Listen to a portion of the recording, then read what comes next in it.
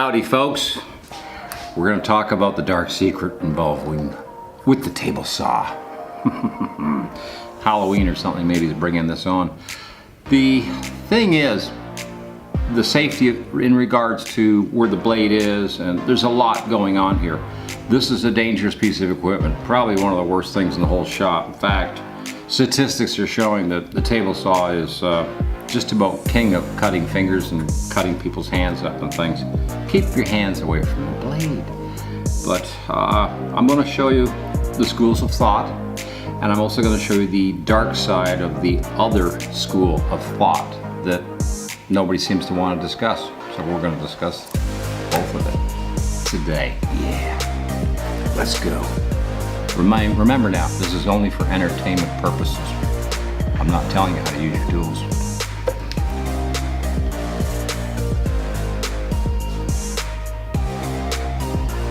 So here's the basics of anyone that's wanting to use a table saw. I've got a nice piece of 1x4, just some good old pine, grade A pine. Sorry about that. You know, if you're going to run it through this saw here, and believe the saw is not plugged in, so stop typing.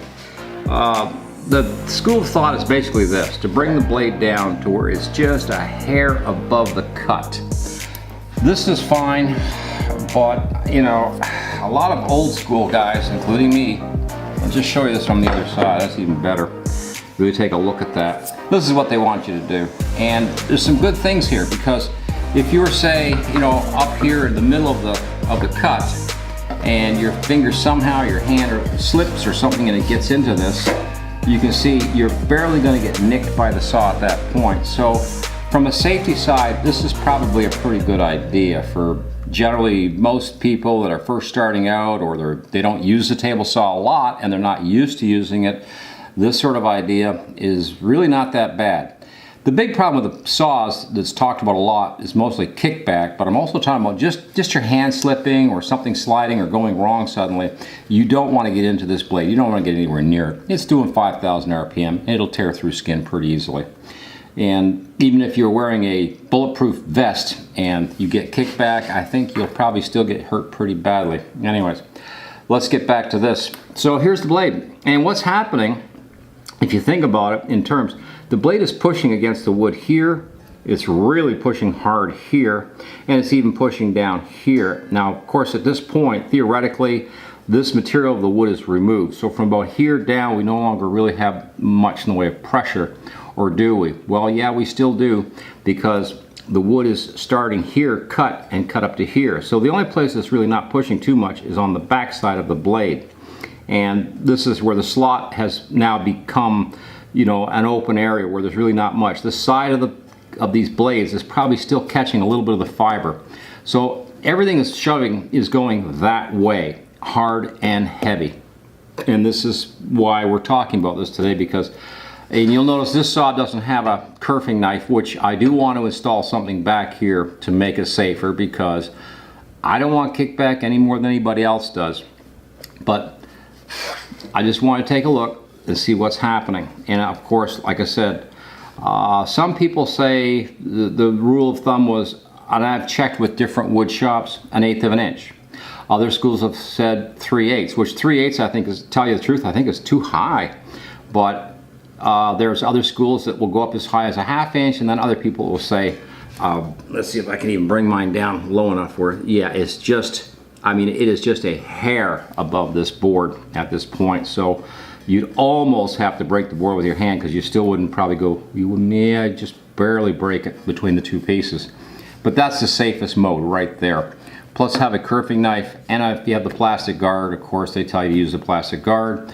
They also tell you to use some kind of noise protection on your ears, good old pair of safety glasses. I have a pair sitting here, and also a dust mask, especially around, you know, sawdust and wood. A dust mask is a pretty good thing to have. I generally take my saw, it's on wheels, take it outside of the driveway. I cut out there to keep the dust away from me. But yeah, it's, you know, this is what the industry is telling me, is this is the way, you know, keep it real low. Now, I've learned about more than 50 years ago that keeping the blade up like this. Now we take a look and see what's happening. This is now more of a downward force right here. So that's a good thing, you know, because you're going to get a really nice cut. But you have all this exposed up here wanting a piece of you or me or whatever. And you've got this one here which is now trying to lift the board this way and trying to push the board down this way. So again, you know, you could still get into, and still back in the good old days, we still had kickback. The kerfing knife back here has really taken care of a lot of that. And that blade is a little bit too high for this cut anyways, for a couple of reasons. But I like my blade pretty high, and I've always learned that that was the way to use the table saw, was to keep the blade as high as you can within reason, nothing stupid. But I'm going to show you something else. When your blade is high like that, and I'll go right up, you now have all this surface area of metal against the cut lumber, and that actually sort of helps a little bit to steer the lumber nice and straight through. If everything's lined up good, it'll just help it to steer straight through. When you're finished the cut, I always let my piece of wood go right off the end and fall. I don't keep it up here. But a lot of people don't want to talk about this on the wood shows, I noticed, about keeping the blade a little on the high side. I prefer high. Also, I use things. So let's take a look at what I use. And remember, I have never had kickback, but I've also, years ago when I had my saws, different saws, and I have this one right now, these are some of the contraptions I've used. This one here to hold the wood down and to push through and control it. I also have this one here. It's the same idea. It's just a wider piece, and I've even cut a couple times where I had a small piece of lumber, and this way I had both sides held as I went through and cut. This one here is for a wider board, and again, same idea. Get it on the board, and that way, as I'm pushing through, I've got full control over what's happening, and there's very little chance of this lifting because I've got my hand down like this and I'm going by. Now, I don't want this any closer to my fingers than I have to, so if I was making a cut such as like this, I would probably bring the blade down to around 3/8 of an inch to a 1/2 inch above me, just so that it's just that much further away from me as I go through, and I'm comfortable. That's part of the deal. Now, there's also this piece here. This is made by, well, this is a knockoff, of course. I made this on a 3D printer, but it's basically the micro jig, which has a little tongue back here, which again helps. And even micro jig, with making these pieces, you'll notice you have this great big area that's well high for the blade to be passing through. Because remember, this is on top of your wood. So your blade, whatever's up in here, is right here. I don't think this is fantastic. I don't think it's even all that safe. There are a couple of problems with it I've had in the past where the wood cut has stopped and the other piece is trying to grab. And it's because this lock back here only holds one piece. The cut side can fly off. Now, we'd have to look at some statistics. Most of it seems to surround between the blade and the fence, seems to be where all the damage is. So when you're going through here, this piece here could fly off, this piece here can fly off, but the reality is between the fence and the blade, that seems to be where what's really gets pinched and out of control, and it can fling up at you. This loose piece over here that's now cut off generally seems to have a tendency to just sort of fall away from the blade. I haven't seen one get into the blade and then come back and hit somebody, at least not the cutoff piece that's over on the, I guess we'll call it the scrap or the cutoff piece of the wood. These are just, call them safety pieces. I also have a push stick, which I can't show you right now. I don't even know where it is. I haven't used it for a long time. Here's a kerfing knife off of an old saw. And like I said, I'm looking at, move this out of the way a little bit, and putting a piece of something back here with maybe, so that I can put something back here like this, so that as I'm using the blade, the wood can come across here. I've seen a couple of ideas. The other idea I really liked that I saw was, I think it was Stubby over there. Stubby Nubs had made one of these up, and he put a small, like a 3/4 inch high kerfing knife back here. And that way, when he's doing a straight cut, the little kerfing knife is already in place right here, and 90 degree, and I think you could make another one that's, say, a 45 degree kerfing knife, because that's the only two angles on a table saw that I use 99.9% of the time. Every once in a while you come up with a specialty. I have had to cut, you know, 12.5 degree cuts, you know, stuff like that, but very rare. You just don't get a lot of it. And really the dark thing is that nobody wants to talk about is this whole situation with old school. We used to be told to, you know, keep the blade as relatively high as you can to get the best possible cut. So there's two different schools of thought going on here. The safety end of it, keep the blade down as low as you can, less chance of getting nicked or getting into it. And I don't have too much of a problem with that. I have noticed when I've got the blade down like this, I do have a lot of workforce going on here where, you know, the wood wants to fly back, it wants to crawl up on here, and it wants to get at me kind of thing. And I have always been far more comfortable, personally, keeping it up like that, and it just upsets a lot of people, and I get a lot of nasty mail about it and saying, don't show this to anybody. It's a dark secret. Don't let it out of the bag or something. It's really uncommon sense. I would have to agree with the safety folks out there that, yeah, keeping the blade like that, down by the lumber like this, that is probably the safest thing to do. But when you get old timer that's been 50 years into it, this is probably what you're going to see is, you know, like that, where we've got all kinds of blade over top of that lumber. But look at the tools I'm using to control that lumber with. I'm not anywhere near my fingers. Nothing's really that close to that blade. And in the 50 plus years of using table saws, I have never had kickback. I have no injuries, and I don't want any injuries off these. I like to enjoy this hobby like anybody else. I don't want to get hurt. I didn't go to the garage to go cut a finger off for the day. You know? And I don't want anybody else to either.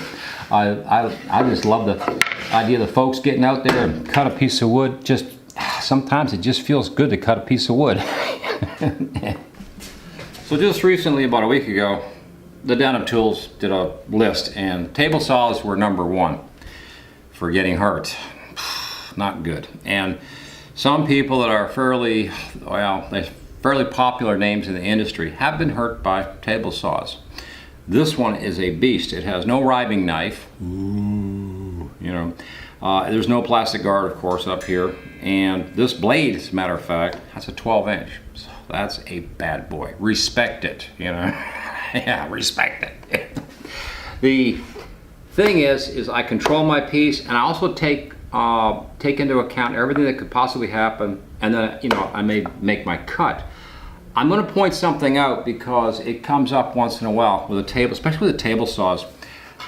This is too big to show you, but say I had a small strip of wood that was 3/4 of an inch wide, and I wanted to just nick it down a little bit further.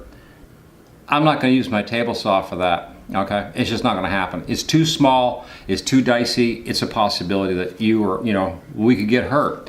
So what I'll do is either use a hand saw, and I'll even take a board and I'll clamp it to the side of my work table and take my little hand saw and run through it, or take a planer if need be, whatever it takes to cut it down. But I won't use a table saw if a piece is too small and it looks to me like, oh, this is too dangerous, it's putting my fingers too close to the blade. I won't do it. And over 50 years, like I said, I haven't been hurt. I've enjoyed table saws, love them. This is, I can't even tell you which one this is. This is probably about the 8th or 10th table saw I've had in my lifetime that's here. I just finished, of course, refurbishing this little guy and love it. But I will be putting a riving knife on it, even if I think I don't need one. I'm going to put one on anyways, because if it's going to help prevent kickback, absolutely. There's a little notch on the back side of these blades. You've probably seen them show up these days, and it has a little dip. Past the blade, you'll see a little dip right there. And in fact, let's close in on that a little bit. So let's see if we have enough light for this. Yeah, I think we do. This little dip right back here behind the blade, and it sort of rises up a little bit.